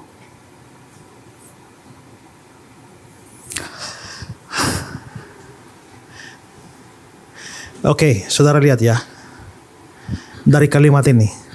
Terkutuklah orang yang tidak setia melakukan segala sesuatu yang tertulis dalam kitab hukum Taurat. Kita orang berdosa, ini kita orang terkutuk. Nah, tapi mari kita lihat siapakah orang terkutuk itu. Pertama, terkutuklah orang. Saudara perhatikan kata-kata saya ya. Mana yang saya loncati. Terkutuklah orang yang tidak melakukan hukum Taurat. Jadi siapakah orang terkutuk? Yaitu setiap orang yang tidak melakukan hukum Taurat. Dan hukum Taurat ini banyak sekali. Begitu kamu tidak lakukan, kamu terkutuk. Ini grup pertama yang terkutuk. Saudara sudah masuk sih ini grup pertama atau belum? Masih belum merasa terkutuk ya? Kalau belum, mari kita lihat yang kedua. Terkutuklah orang yang tidak setia melakukan. Tekanan yang ini adalah setia. Setia itu artinya apa? Setia itu artinya terus menerus. Kalau kamu lakukan tapi tidak terus menerus, kamu terkutuk. Kamu pernah sabar? Selalu sabar? Kamu terkutuk. Kamu pernah mengampuni orang? Selalu mengampuni? Terkutuk. Saudara kasih persembahan persepuluhan? Selalu bolong satu, kamu terkutuk. Ya. Baca Alkitab, yes, selalu tidak terkutuk. Berdoa, yes, selalu tidak terkutuk. Jadi begitu ada satu yang kamu tidak lakukan, kamu terkutuk. Ada yang masih rasa lolos. Sekarang yang ketiga, terkutuklah orang yang tidak setia melakukan segala sesuatu. Ini semua. Jadi kalau kamu lakukan tapi tidak semua, kamu terkutuk. Kalau hukum Tuhan ada 1000, kamu lakukan 999, kurang satu saja, kamu terkutuk. Jadi kapan tidak terkutuknya? Lakukan semua secara sempurna, tidak kurang satu. Bisa? Tidak bisa. Ini grup ketiga yang terkutuk. Yang keempat yang terkutuk itu adalah semua orang yang hidup dari pekerjaan hukum Taurat berada di bawah kutuk. Maksudnya yang mau melakukan hukum Taurat supaya selamat, supaya hidup, terkutuk juga. Jadi begitu kamu tidak lakukan, kamu terkutuk. Kamu lakukan tapi tidak terus, kamu terkutuk. Kamu lakukan tapi tidak semua, kamu terkutuk. Kamu berusaha lakukan supaya selamat, kamu terkutuk. Maka dari 4 penjuru kamu dikurung oleh kutuk. Maka tidak ada satu orang pun bisa lolos dari kutukan itu.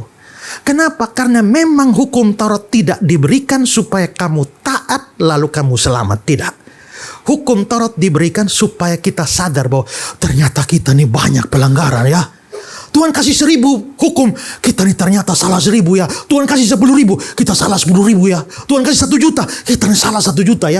Sehingga lama-lama dengan baca-baca hukum Taurat, perintah-perintah, berjuang taat dan tidak bisa, kita sadar bahwa kita nih orang berdosa ya. Nah, maka fungsi hukum Taurat itu seperti cermin, menunjukkan bahwa ada kotoran di mukamu.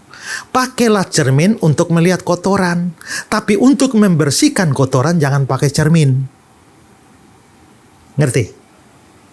Sekarang lanjut ke ayat berikut, Pak. Ayat 11. Dan bahwa tidak ada orang dibenarkan di hadapan Allah karena melakukan hukum Taurat. Allah jelas, karena orang yang benar akan hidup oleh iman. Terus, tapi dasar hukum Taurat bukan iman, melainkan siapa melakukannya akan hidup karenanya. Lalu ayat 13. Kristus telah menebus kita dari kutuk hukum Taurat dengan jalan menjadi kutuk karena kita, sebab ada tertulis terkutuklah orang yang digantung di atas kayu salib. Jadi maksudnya apa? Maksudnya begini, bahwa kita semua itu orang terkutuk, tapi gara-gara Kristus mati di kayu salib itu tergantung, itu terkutuk. Di perjanjian lama, orang kalau mati terkutuk itu harus digantung. Bapak kalau dianggap orang terkutuk, Bapak harus dihukum digantung. Kenapa terkutuk? Karena maksudnya Bapak digantung tuh kepala tidak sampai langit, kaki juga tidak injak bumi. Artinya langit tolak Bapak, bumi juga tolak Bapak. Bapak betul-betul terkutuk. Nah, karena itu harus terkutuk, tuh harus tergantung. Nah, lalu kedua, kematian yang menebus dan penuh pengampunan itu kalau ada penumpahan darah. Tanpa penumpahan darah tidak ada pengampunan. Kalau begitu Yesus mati itu harus memenuhi 2 hal ini. Pertama, harus tergantung. Dan kedua, darah harus keluar. Tidak bisa hanya tergantung tanpa darah keluar. Dan tidak mungkin hanya darah keluar tanpa tergantung. Karena itu Yesus tidak bisa mati digorok. Karena waktu mati digorok hanya darah keluar tapi tidak tergantung. Kalau Yesus diracun, dia tidak tergantung. Darah juga tidak keluar atau keluar sedikit. Tidak bisa. Dan satu-satunya hukuman yang cocok untuk 2 hal ini, tergantung dan tercurah darah, hanya penyaliban. Karena itu Tuhan mengatur, sebenarnya hukuman salib itu bukan ala Romawi. Itu alanya orang Persia, tapi orang Roma adopsi.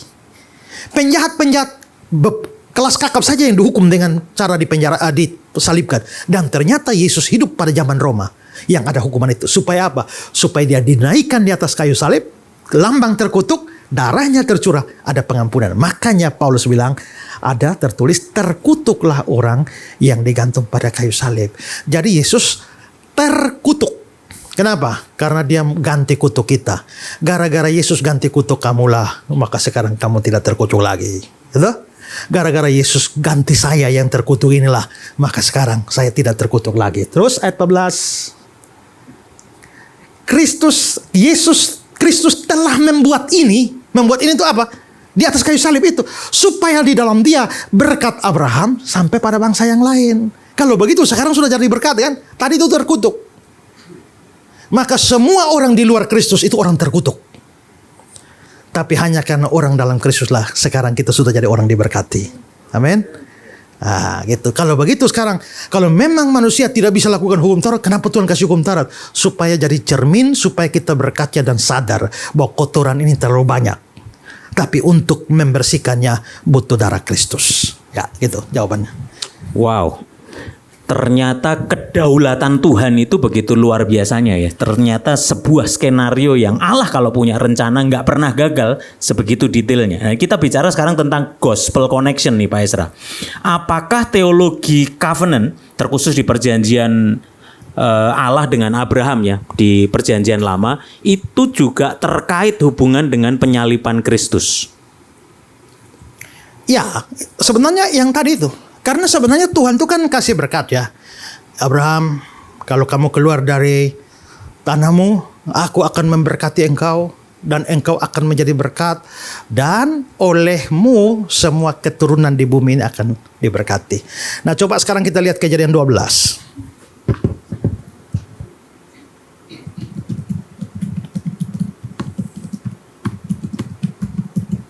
Kejadian 12 ayat yang ke 1 sampai 3.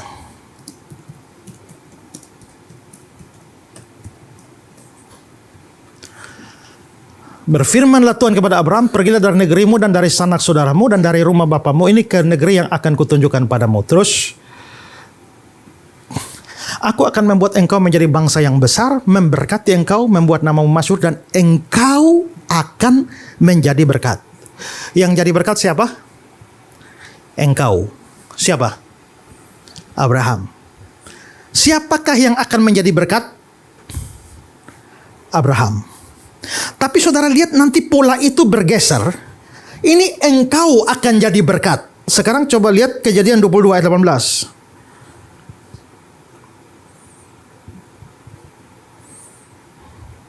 Kejadian 22 ayat 18. Oleh keturunanmu lah semua bangsa di bumi akan dapat berkat. Oleh siapa? Tadi oleh Abraham kan? Sekarang polanya berubah, bukan oleh Abraham, tapi oleh keturunan Abraham.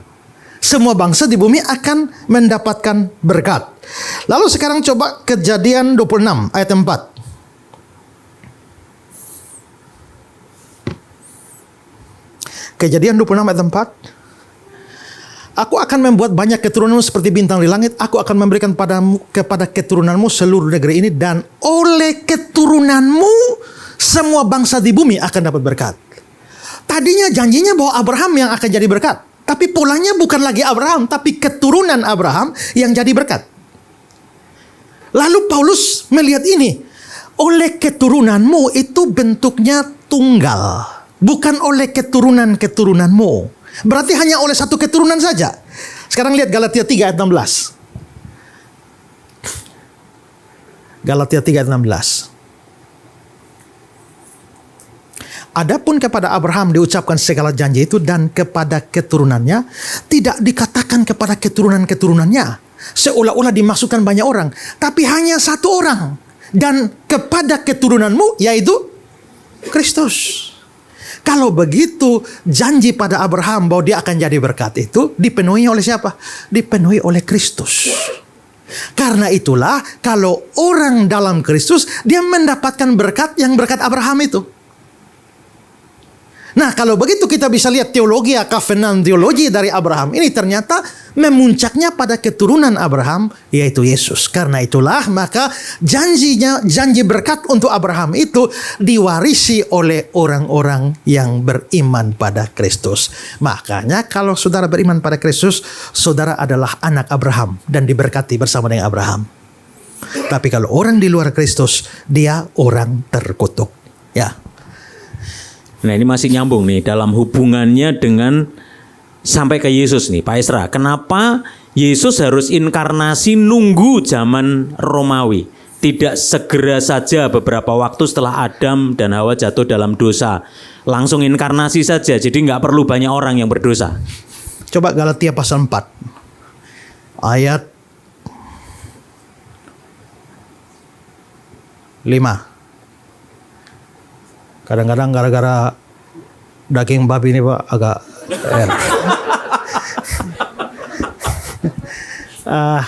mulai dari ayat 4 saja. Galatia 5 ayat 4.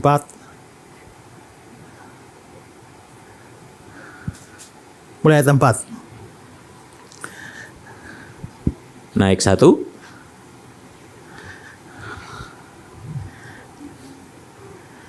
Loh, Galatia 4. Tadi saya mau, sorry, Galatia 4. Galatia 4 mulai ayat 4, 5, 6.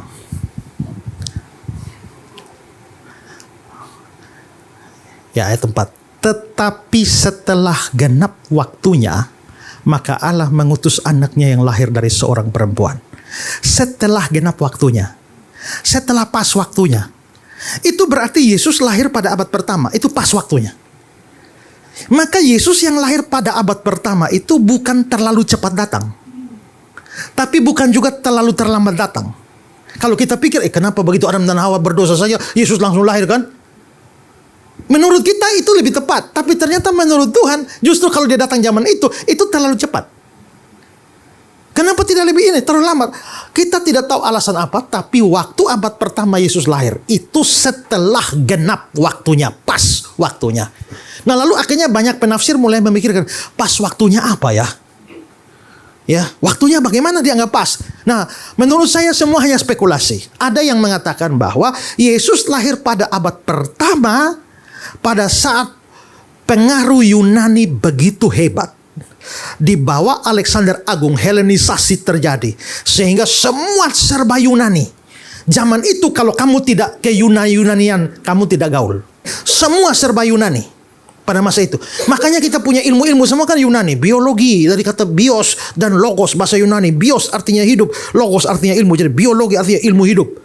Psikologi dari psuke jiwa, logos ilmu jadi ilmu jiwa. Sosiologi, sosios, logos. Sampai teologi, teos, logos. Kristologi, Kristos, logos. Yunani semua tuh. Maka perkembangan ilmu pengetahuan itu pengaruh Yunani. Arsitektur juga arsitektur Yunani. Maka bait Allah pertama didirikan oleh Salomo itu oleh orang Ibrani. Tapi bait Allah kedua, waktu orang Yahudi pulang dari pembuangan di zaman Esra Nehemia mereka bikin bait Allah. Tapi bait Allahnya kalah jauh dari bait Allah Salomo. Nah, Raja Herodes ini siapa? Di Alkitab itu, Raja Herodes ini dia sebetulnya tidak layak untuk naik jadi raja. Mengapa? Karena Herodes ini orang Idumea, orang Edom, keturunannya Esau. Padahal Israel itu kan keturunan Yakub. Herodes ini bapaknya itu dari Garus Esau, mamanya itu namanya Kipros, orang Arab. Dengan bapak Edom dan mama Arab, bagaimana dia bisa naik jadi raja? Nggak bisa. Tapi bapaknya Herodes itu ternyata mempunyai jasa terhadap Roma. Waktu itu Roma dikuasai oleh Marcus Antonius atau Mark Antony yang memegang kekuasaan di Roma. Karena bapaknya Herodes ini berjasa, maka untuk berterima kasih bapaknya Herodes ini mau diangkat karena Roma berkuasa atas Israel juga. Bapaknya Herodes mau diangkat jadi raja, tapi dia tidak mau. Kalau mau berjasa pada saya, balas jasa, angkat saja anak saya namanya Herodes. Akhirnya Herodes naik. Nah, tapi karena latar belakang dia yaitu bapak Edom mama Arab, orang Yahudi tidak suka sama Herodes ini. Mereka benci sekali dengan Herodes itu. Tapi Herodes naik dengan tangan besi. Tapi Herodes ini seorang arsitektur hebat. Dia seorang penikmat arsitektur Yunani. Makanya demi menghargai siapa namanya Marcus Antonius di sana, maka dia bikin benteng Antoni.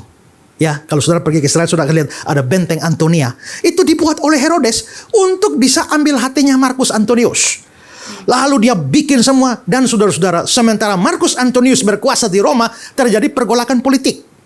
Ternyata Marcus Antonius yang mengganti Julius Caesar, tahu ya, baca Alkitab. Kaisar itu kan kota yang dipersembahkan pada Kaisar. Tapi orang Yahudi memang tidak suka sama Herodes ini.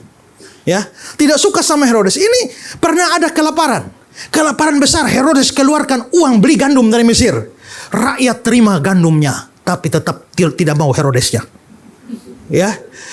Pernah ada kekurangan air, Herodes keluarkan biaya kerajaan, bikin saluran air yang namanya aquaduk, membelah Kaisarea. Kalau saudara pernah pergi ke Israel, saudara lihat tuh aquaduk itu dibuat oleh Raja Herodes. Alirkan air, rakyat senang minum airnya, tapi Herodesnya no. Sampai akhirnya Herodes pikir, mungkin karena papa saya orang Idumea, mama saya orang Arab, mereka tidak terima saya. Tapi kalau istri saya orang Yahudi bagaimana? Akhirnya Herodes mengawini Mariamne, anak dari imam besar Yahudi, dengan harapan supaya dia diterima. Tapi begitu dia terima, lahirlah 3 anak, Alexander, Aristobulus, dan Antipater, dari anaknya Mariamne. Lalu rakyat senang dengan 3 orang anaknya ini. 3 orang anaknya pergi kuliah di Roma. Begitu pulang rakyat senang padanya. Tapi Herodes curiga nih. Lama-lama mereka senang anak saya, mereka gulingkan saya, angkat anak saya. Akhirnya dia eksekusi 3 anaknya. Ya. Sampai Kaisar Agustus heran dengan Herodes. Maka Kaisar Agustus mengucapkan kata-kata, lebih baik jadi babinya Herodes daripada anaknya Herodes. Karena kalau jadi babinya Herodes tidak akan potong babi. Dia menghargai orang Yahudi. Maka dia babi aman. Tapi anak-anaknya dia eksekusi. Nah, setelah itu ada adiknya Mariamne yang namanya Aristobulus. Ya, rakyat senang kepada adiknya, adik iparnya. Dia lama-lama dia curiga, jangan-jangan mereka lebih suka adiknya, iparnya. Akhirnya dia ajak adik iparnya untuk mandi sore hari. Lalu dia tenggelamkan dan cekik di batang leher sampai tenggelam. Karena adik iparnya dibunuh, Mariamne jadi marah. Maka Mariamne mendiamkan diri, tidak ngomong sama Herodes. Karena tidak ngomong sama Herodes, Herodes marah. Herodes bilang, ini perempuan kurang ajar nih ya. Akhirnya Herodes membuat surat kepada Mariamne dari pamannya Herodes sendiri. Mau ketemu di taman. Lalu dia bilang kepada pamannya, Mariamne mau ketemu. Begitu mereka kedua ketemu, tangkap. Selingkuh. Eksekusi dua-dua. Istrinya sama pamannya sendiri, dia potong. Nah, karena Aristobulus dan Mariamne, 2 anaknya ini, dari sang mamanya ini, itu sudah mati dibunuh. Maka mamanya ini mau balas dendam. Tapi begitu dia tahu mama mau balas dendam, dia sikat mamanya lagi. Ya, Herodes itu betul-betul killer. Tapi ada orang bisik sama dia, Pak, kalau kamu mau dapat hati orang Yahudi tidak bisa dengan cara kawin. Kamu mesti tahu apa yang paling diinginkan oleh orang Yahudi. Itu yang harus kamu lakukan. Memangnya orang Yahudi paling suka apa? Bukan gandum, bukan air. Yang paling disukai orang Yahudi itu bait Allah. Karena sejak dari bait Allah Salomo hancur, orang Yahudi pulang bait Allah kedua, bait Allahnya tetap tidak bisa saingi bait Allah pertama. Kalau kamu mau dapat hati orang Yahudi, bangun bait Allah. Maka tahun 20 sebelum Masehi, 20 tahun sebelum Yesus lahir, tahun 19 sebelum Masehi, 19 tahun sebelum Yesus lahir, Herodes mulai pugar bait Allah. Pugar bait Allah gaya apa? Gaya Yunani. Maka semua pilar-pilar bait Allah itu Helenisme, Yunani semua. Nah, itu makanya itu indah sekali. Makanya dia sudah bangun-bangun, sudah bagus. Orang Yahudi senang. Tidak, orang Yahudi. Dia juga bangun istana. Istananya juga bagus. Lalu orang Yahudi bilang, apa? Bait Allah jelek, istananya sendiri megah. Bait Allah kalah dari istananya. Lalu Herodes bilang, ini belum selesai. Nah, makanya pada waktu Yesus bilang, bongkar bait Allah ini. Orang bilang apa? 46 tahun orang bangun bait Allah ini. 46 tahun, itu dari mana? Itu dari tahun 19 sebelum Masehi. Sampai Herodes mati, bait Allah belum selesai. Setelah dia mati, anaknya naik dan melanjutkan pekerjaannya. Dan bait Allah selesai tahun 66. Yesus sudah naik ke surga, bait Allah belum selesai. Sampai tahun 66 baru selesai. Baru pakai 4 tahun. Orang Romawi datang, kasih rata dengan tanah. Dan sampai hari ini bait Allah tidak bangun-bangun. Ya. Jadi maksud saya apa? Maksudnya adalah bahwa pengaruh Yunani itu membuat arsitektur juga Yunani. Bahasanya Yunani. Semua serba Yunani. Nah, kalau memang Yesus hadir, karena itu bahasa Yunani menjadi bahasa internasional. Kalau Yesus lahir di zaman non-Yunani, mungkin pengaruh Injil tidak akan bisa mencapai seluruh dunia. Karena bahasa internasional itu bahasa Yunani. Maka dia harus lahir persis Yunani berkuasa. Supaya itulah sebabnya Yesus bicara bahasa Aram. Hari-hari itu ngomong bahasa Aram. Efata, Talita Kumi, Aba, ya, Gabata, Golgota, itu semua bahasa Aram. Tapi walaupun percakapannya bahasa Aram, Injilnya tidak ditulis dalam Aram. Injil ditulis dalam bahasa Yunani, bahasa internasional. Supaya go public. Tapi setelah Yunani KO, lahirlah Romawi. Romawi punya kekuatan pada hukum. Dan khususnya orang Roma, ya, itu namanya Pax Romana di bawah Kaisar Agustus. Kaisar Agustus itu bikin perdamaian Roma sampai dia seluruh jajahan itu, ini kota Roma. Lalu dia akan atur jalan dari sini, jalan ini belok ujungnya Roma. Jalan dari sini belok ujungnya Roma. Ini ujung Roma. Semua jalan itu sambung menyambung ujungnya Roma. Dari situ muncul peribahasa ada banyak jalan menuju Roma. Itu dari situ akarnya. Nah, zaman Roma jalan raya bagus semua. Kantor pos jalan semua. Maka gara-gara itulah Rasul Paulus bisa bikin tulis surat kepada jemaat di Roma, Korintus, Galatia, Efesus, sehingga berita tentang Yesus itu para penginjil bisa kemana-mana lewat jalan-jalan Roma. Sehingga Injil akhirnya mencapai seluruh dunia. Jadi mengapa Yesus lahir pada abad pertama? Mungkin kalau dia lahir sebelumnya, Injil nggak bisa menyebar seluas ini. Pengaruh Yunani, budaya Yunani, dan juga infrastruktur Romawi itu mempengaruhi berita tentang Yesus mencapai seluruh dunia pada zaman itu. Jadi rencana Tuhan pasti pas. Katakan sama-sama pasti pas. Nah, jadi kalau belum dapat sesuatu, pokoknya rencana Tuhan pasti pas. Wah, sudah habis waktunya ya. Tapi ini kalau saya satu lagi ini saya lemparkan, ini nggak bisa sebentar, saudara. Tapi ini buat teaser saja gitu ya. Dalam paham predestinasi, Tuhan memilih orang-orang yang masuk dalam kerajaannya. Tuhan yang pilih nih. Apakah dalam hal ini Tuhan melanggar hakikatnya, yaitu kasih? Tidak. Justru kasihnya terjadi. Jadi dalam doktrin predestinasi itu, coba lihat dulu Efesus pasal yang ke 1 ayat 3 dan 4. Efesus 1 ayat 3 dan 4. Terpujilah Allah dan Bapa Tuhan kita Yesus Kristus yang dalam Kristus telah mengaruniakan kepada kita segala berkat rohani di dalam surga. Ayat 4. Sebab di dalam Dia Allah telah memilih kita sebelum dunia dijadikan, supaya kita kudus dan tak bercacat di hadapannya. Sebab di dalam Dia, dalam Kristus, Allah telah memilih kita sebelum dunia dijadikan. Lalu sekarang Roma pasal 8 ayat 29-30.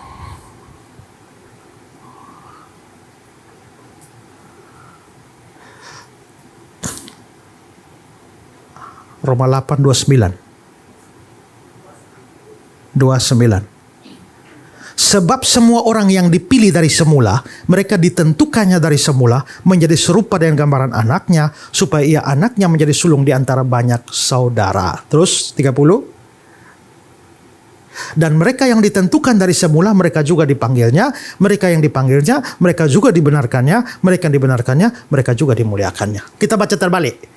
Siapakah yang dimuliakan ini masuk surga? Siapakah mereka yang dimuliakan? Yaitu mereka yang dibenarkan. Siapa mereka yang dibenarkan itu? Yaitu mereka yang dipanggil. Siapakah mereka yang dipanggil itu? Yaitu mereka yang ditentukan. Itu balik ya.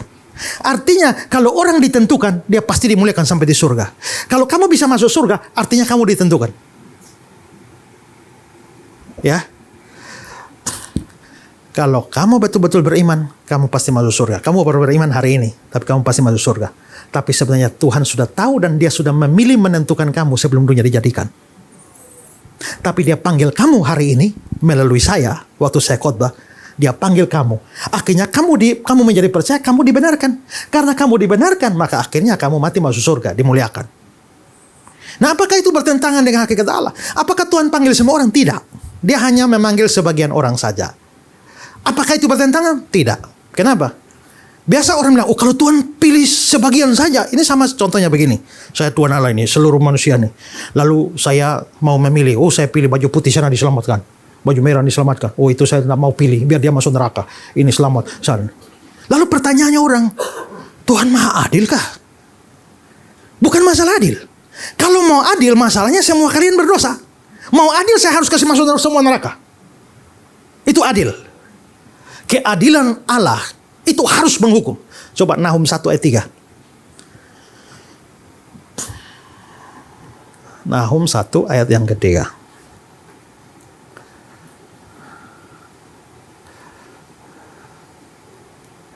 Tuhan itu panjang sabar, besar kuasanya, tapi tidak sekali-kali membebaskan dari hukuman orang yang bersalah. Tidak bisa. Orang bersalah harus kena hukuman. Sekarang semua kalian manusia kan bersalah semua. Kalau saya adil, saya harus hukum semua, masuk neraka. Jadi kalau mau adil, masuk neraka semua. Tapi karena Tuhan Maha Kasih, maka dia mau memilih sebagian orang untuk diselamatkan. Ini. Untuk diselamatkan. Nah, kalau begitu, Bapak ini harus masuk neraka loh. Dapat keadilan masuk neraka. Tapi karena saya berkemurahan hati, saya kasih karunia, maka Bapak diselamatkan. Yang selamat-selamat ini dapat kasih karunia, dapat anugerah. Yang masuk neraka yang saya tidak pilih itu dapat keadilan. Yang dapat ketidakadilan siapa? Tidak ada. Kecuali saudara tidak berdosa lalu dimasukkan ke neraka, itu baru tidak adil. Kalau semua saudara berdosa, saya kasih masuk neraka, semua itu adil. Tapi karena saya bermurah hati, saya mau pilih sebagian orang. Nah, kalau pilih sebagian orang, kenapa tidak pilih semua? Apakah Tuhan punya kewajiban memilih semua? Bapak, kalau Bapak pergi ke pasar, lalu ada pengemis, Pak, belum makan dari pagi, Pak. Lalu Bapak kasih nih 5.000. Bapak ke situ lagi, pengemis kedua minta, Bapak kasih 5.000 lagi. Pengemis ketiga, Bapak enggak. Pengemis keempat, enggak. Maka pengemis ketiga dan keempat lapor Bapak ke polisi. Ini tidak adil. Kenapa pengemis pertama dan kedua dikasih? Loh, kan saya tidak punya hak kasih kamu. Kalau saya mau kasih dia, kan hak saya. Itulah sebabnya di Roma bilang, aku bermurah hati kepada siapa aku mau bermurah hati. Aku berbelas kasihan kepada siapa aku berbelas kasihan. Itu tidak bergantung pada kehendak manusia, tapi kepada kehendak Allah. Nah, masalahnya begini. Kalau Tuhan itu selamatkan semuanya, membuktikan dia kasih, tapi keadilannya gagal, tidak terlihat. Tapi kalau dia masukkan semua ke neraka, keadilannya terlihat, kasihnya tidak terlihat. Bagaimana keadilan dan kasihnya bisa terlihat bersama-sama? Kasihnya terlihat lewat orang-orang yang diselamatkan. Dan keadilannya terlihat pada mereka yang dibiarkan binasa karena hukuman dosa mereka. Nah, kalau begitu sekarang pertanyaannya, Pak, dari mana saya tahu saya ini dipilih Tuhan atau tidak? Gitu? Jangan-jangan saya sudah rajin-rajin ikut gereja lagi, ikut BBC lagi, tahu-tahu saya nggak dipilih, Pak. Ya kan? Nah, sekarang lihatin kemarin ayat ini. Kembali tadi Roma pasal 8 ayat 20 ayat 30 tadi. Roma 8 ayat 30. Mereka yang ditentukannya pasti dipanggil. Ditentukan ini sebelum dunia dijadikan. Dipanggilnya apa? Dipanggilnya waktu dengar firman Tuhan. Saudara bertobatlah, ayolah percaya. Ini panggilan namanya. Jadi tidak mungkin Tuhan pilih saudara tanpa memberi panggilan. Semua orang yang ditentukan pasti akan dipanggil. Dan mereka yang dipanggil, mereka juga dibenarkan. Dibenarkan ini karena apa? Karena mereka beriman. Maka Tuhan kasih iman. Setelah dikasih iman, maka dimuliakan, masuk surga. Dengan kata lain, kalau kamu tidak ditentukan, tidak mungkin kamu dapat panggilan. Atau kamu bisa dapat panggilan, tapi tidak akan dibenarkan karena kamu tetap tidak percaya. Dengan kata lain, kalau kamu sampai beriman dan dibenarkan, itu tanda bahwa kamu sudah dipanggil dan kamu ditentukan. Maka sekarang pertanyaan saya, saudara sudah beriman sungguh-sungguh pada Yesus atau belum? Kalau sudah, itu membuktikan kamu orang pilihan.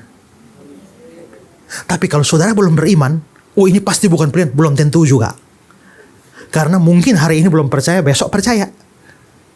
Apakah itu ateis di sana semua orang non pilihan? Belum tentu juga, karena pas dia mau mati baru dia percaya, artinya dia orang pilihan. Kita baru tahu orang itu bukan pilihan kalau dia pas hembuskan napas terakhir tanpa Yesus. Oh, memang dia bukan orang pilihan. Tapi sepanjang dia masih bernapas, masih ada kemungkinan dia orang pilihan. Tapi kalau sampai saudara sudah beriman, itu bukti bahwa saudara orang pilihan. Jadi, saya kok bisa percaya Yesus ya? Jangan pikir kita percaya Yesus itu karena kekuatan kita sendiri. Ya. Yohanes 6 ayat 44.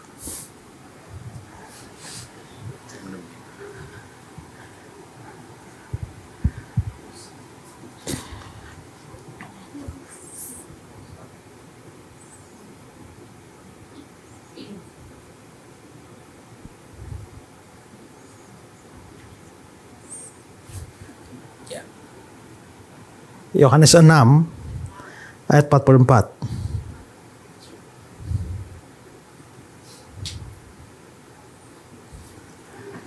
Tidak ada seorang pun yang dapat datang kepadaku jikalau dia tidak ditarik oleh Bapa yang mengutus aku.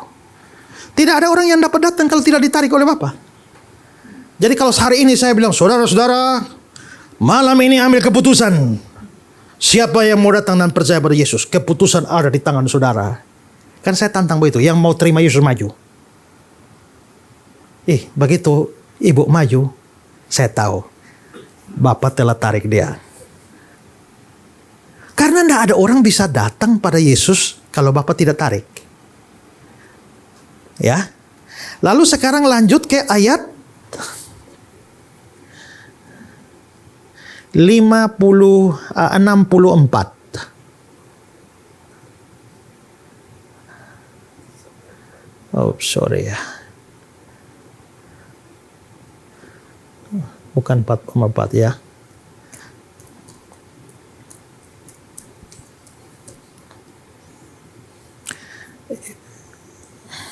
Yohanes 6 ayat 65.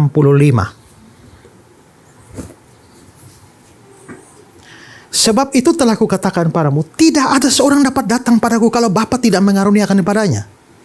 Bapa mengaruniakan. Ya. Saudara, ini ya, perhatikan baik-baik ya. Jangan percaya apa yang saya omong kalau tidak ada ayat. Itulah sebabnya saya selalu membackup semua pengajaran saya ada ayatnya. Ada ayatnya, ada ayatnya. Ya. Nah, maka saudara lihat ini ayat yang mengatakan begitu, bahwa tidak ada seorang pun dapat datang kepadaku kalau Bapa tidak mengaruniakan. Berarti sampai kamu percaya Yesus itu karena Bapa sudah bekerja di dalam kamu. Makanya kamu bisa percaya. Nah, kenapa Bapa bekerja dalam kamu? Karena kamu orang pilihan. Ya. Sekarang Matius 16.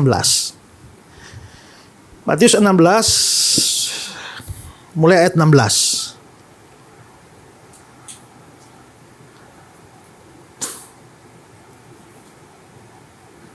Jadi Yesus tanya, menurut kamu siapakah aku? Jawab Simon Petrus, engkau adalah Mesias, anak Allah yang hidup. Lalu ayat 17. Kata Yesus padanya, berbahagialah engkau Simon bin Yunus, bukan manusia yang menyatakan itu padamu, melainkan Bapakku di surga.